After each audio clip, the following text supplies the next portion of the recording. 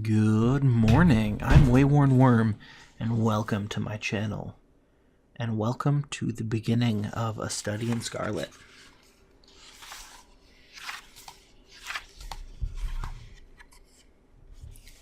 Part 1.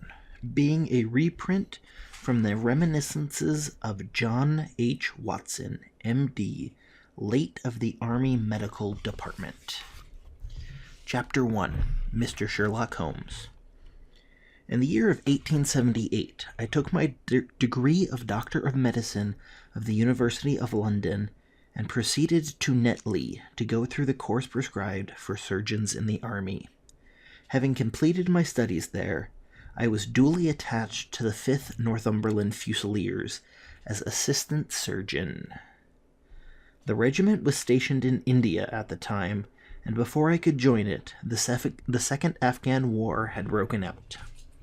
On landing at Bombay, I learned that my corps had advanced through the passes and was already deep in the enemy's country. I followed, however, with many other officers who were in the same situation as myself, and succeeded in reaching Kandahar in safety, where I found my regiment and at once entered my new duties. The campaign brought honors and promotion to many, but for me it had nothing but misfortune and disaster.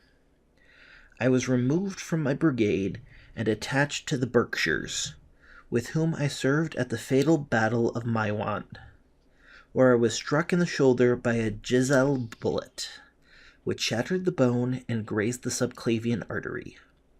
I should have fallen into the hands of the murderous Ghazis had it not been for the devotion and courage shown by Murray, my orderly, who threw me across a pack horse and succeeded in bringing me safely to the British lines. Worn with pain and weak from the prolonged hardships which I had undergone, I was removed, with a great train of wounded sufferers, to the base hospital at Peshawar.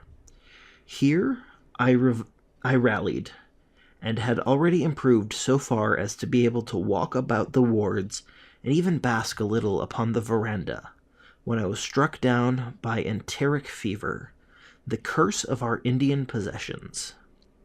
For months my life was despaired of, and when at last I came to myself and became convalescent, I was so weak and emaciated that a medical board determined that not a day should be lost in sending me home to England.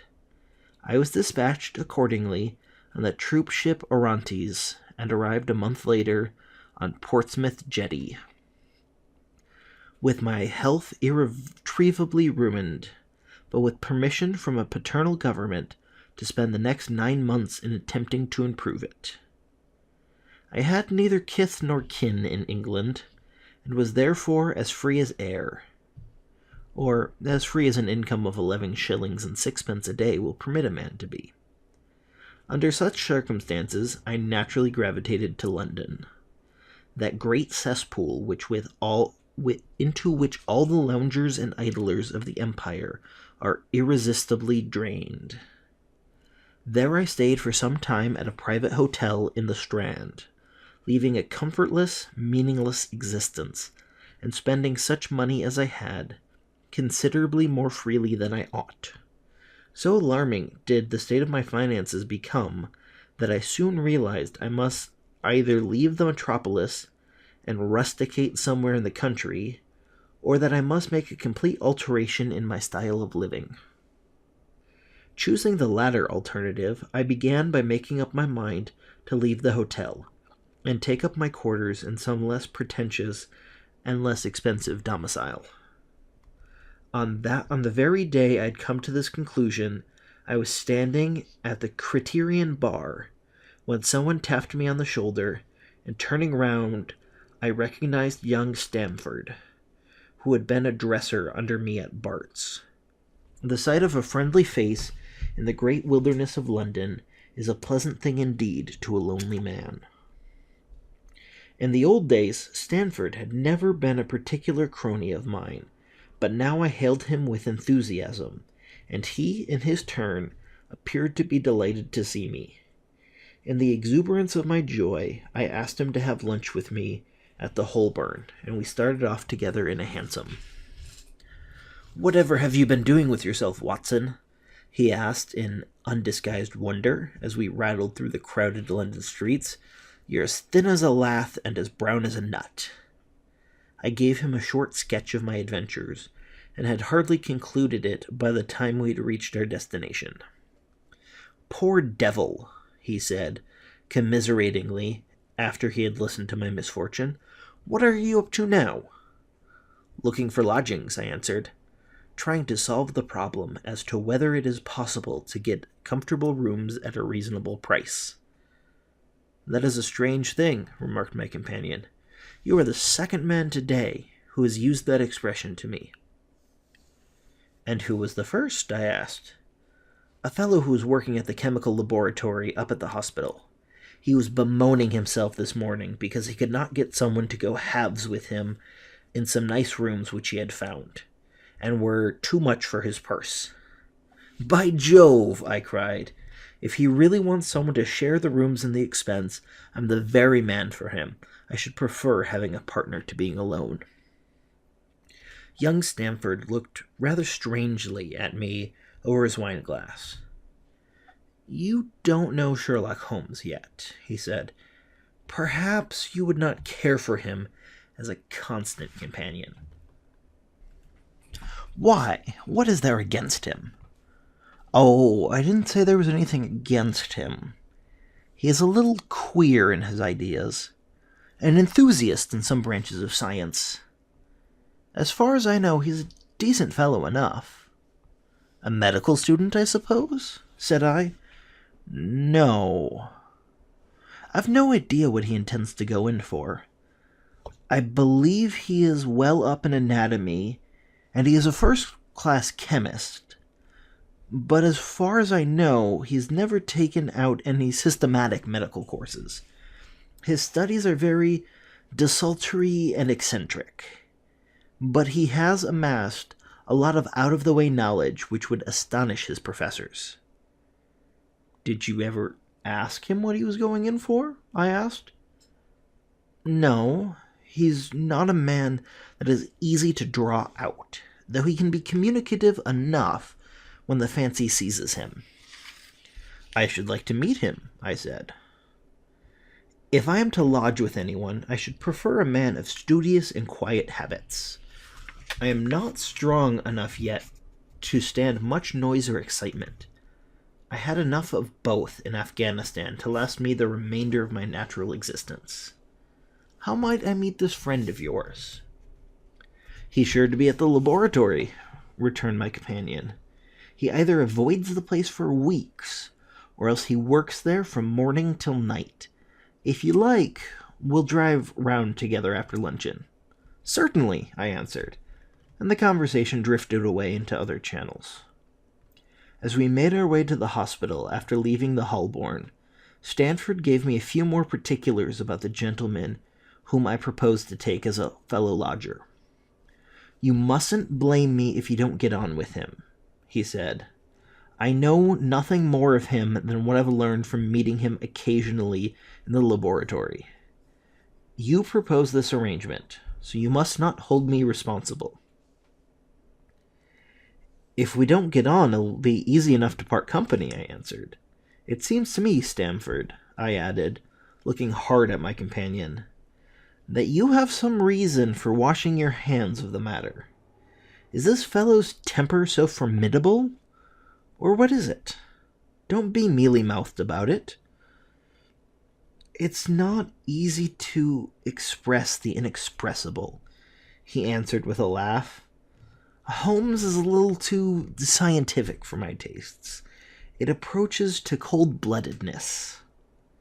I could imagine him giving a friend a little pinch of the latest vegetable alkaloid, not out of malevolence, you understand, but simply out of a spirit of inquiry in order to have an accurate idea of the effects. To do him justice, I think that he would take it himself with the same readiness. He appears to have a passion for definite and exact knowledge. Very right, too. Yes, but it may be pushed to excess. When it comes to beating the subjects in the dissecting rooms with a stick, it is certainly taking a rather bizarre shape. Beating the subjects? Yes, to verify how far bruises may be produced after death. I saw him at it with my own eyes. And yet you say he's not a medical student. No. Heaven knows what the object of his studies are. But here we are, and you must form your own impressions about him. As he spoke, we turned down a narrow lane and passed through a small side door, which opened into a wing of the great hospital. It was familiar ground to me, and I needed no guiding as we ascended the bleak stone staircase and made our way down the long corridor with its vista of whitewashed wall and dun-covered doors. Near the farther end of a low-arched passage branched away from it and led to the chemical laboratory. This was a lofty chamber, lined and littered with countless bottles. Broad, low tables were scattered about, which bristled with retorts, test tubes, and little Bunsen lamps, with their blue flickering flames. There was only one student in the room, who was bending over a distant table absorbed in his work. At the sound of our steps, he glanced round and sprang to his feet with a cry of pleasure. "I've found it! I've found it!" he shouted to my companion, running towards us with a test tube in his hand. "I have found a reagent which is precipitated by hemoglobin and by nothing else." Had he discovered a gold mine, greater delight would not have shone upon his features. "Dr. Watson, Mr. Sherlock Holmes," said Stamford, introducing us. "How are you?" he said cordially, gripping my hand with a strength for which I should have hardly given him credit. "You've been in Afghanistan, I perceive." "How on earth did you know that?" I asked in astonishment. "Never mind," he said, chuckling to himself. "The question now is about hemoglobin. No doubt you see the significance of this discovery of mine."